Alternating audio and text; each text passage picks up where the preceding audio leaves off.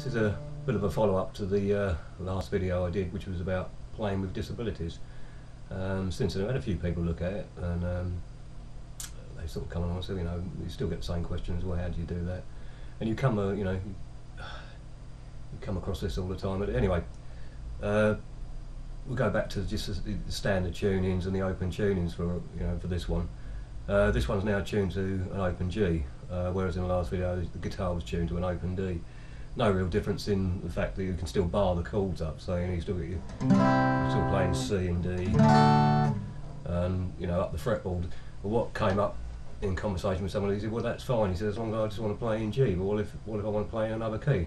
Well, the same thing. I mean, with most guitars, if you put a capo on over the frets, with this, because it's in G, so if you put a capo on the second fret, you're now playing in the key of A when it works. Yep. So now we've got, we're playing in A. Now you can transpose this all the way up the fretboard, so you could move that up to the 4th fret, which now gives you a B. So the chording will still be the same, with your C's, and because the 4 bottom strings are still going to be the same as a banjo, whatever position you put that fretboard in, that capo in. So.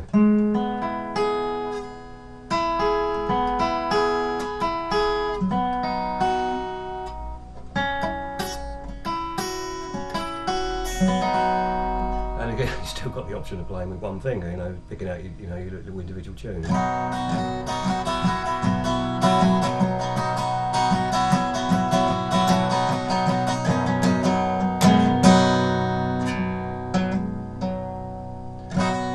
So anyway, we've been over the guitar before anyway. The other thing that, excuse me, put this down a minute. The other thing that came up with, is there anything else on the market that I can play that's done involved chording? I mean, the obvious thing that comes to mind is the alto harp, but I don't know if anybody's actually seen one of these before. Basically, it's a zither, but they've got chord bars here, and underneath here is felt strips. So when you press the chord bar down, it mutes the strings you don't want and leaves the others open. So it's a bit difficult to play because it's upside down. This would normally be played on your lap or on a table, but I think in America they play them like this anyway. But you've got your chord bar, so open is, you've got, it's just basically a zither, but once you press this down, so we've got C, D7,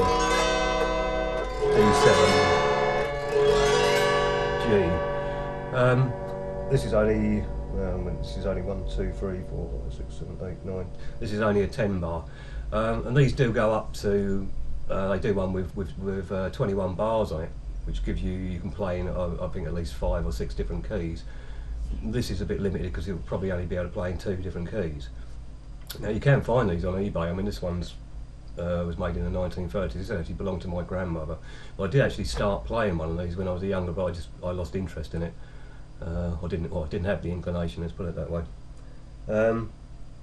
But you can buy them new. I mean, Hobgoblin do sell these, but they are very, very expensive as to buy as a musical instrument. So consider other options really.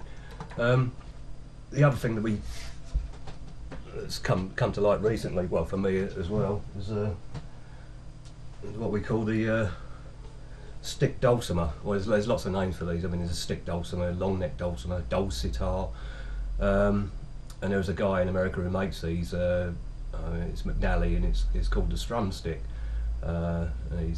He's cornered that end of the market, but there are lots of different versions of this out there anyway. This one pretty much is homemade. I mean, it's made out of an old ukulele body, and the next bit I made it out of a single piece of oak, and used pretty much everything off the ukulele, the fret wire, the tuners came off an old electric guitar. But the beauty of these, again, it's just one finger. This is tuned to D-A-D, so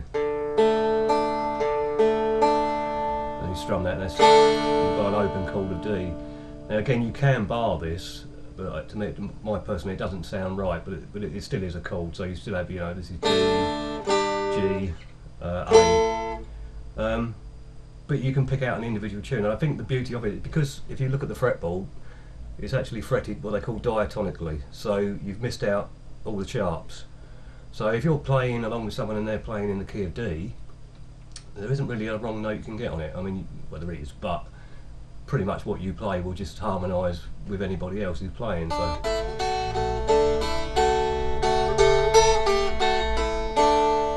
you've got that, you know, all music is based on that, like do, re, mi. So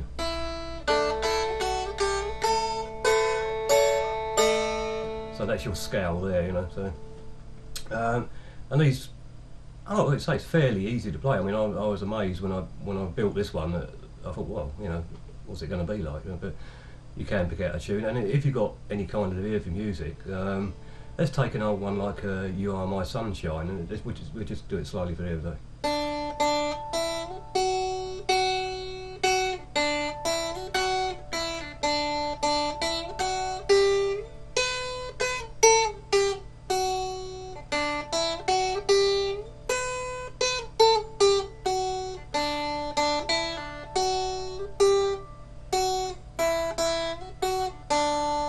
So that's just one string. So but when you play that, again, your top strings become the drone. You are my sunshine.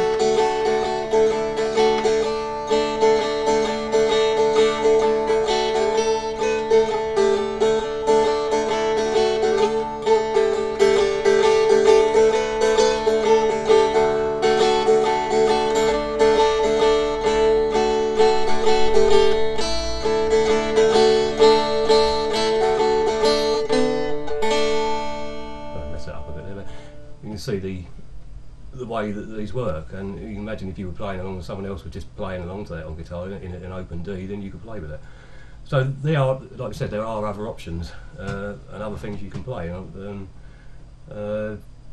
think it was Bob Seger in America, quite famous guitar player, banjo player, who said with singing you don't.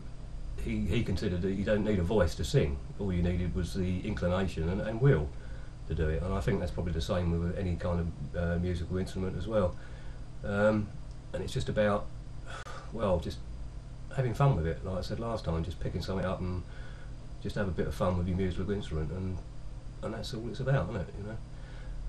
But anyway, I'll keep you posted if anything else comes along, and hopefully I'll be making a few of these in the future. So watch this space. Anyway, thank you for watching, and God bless.